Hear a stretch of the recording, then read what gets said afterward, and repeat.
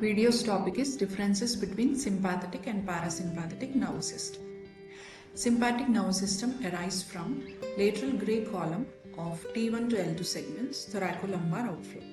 Parasympathetic arises from visceral efferent nuclei of 3rd, 7th, 9th, 10th cranial nerves, S2 to S4 sacral segments, craniosacral outflow.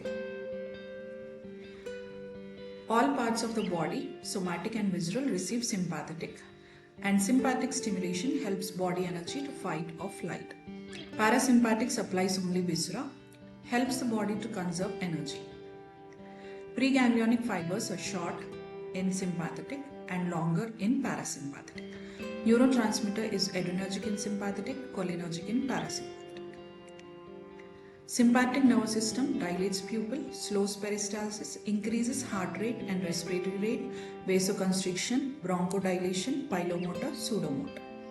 Parasympathetic nervous system constricts pupil, accelerates peristalsis, decreases heart rate and respiratory rate, bronchoconstriction.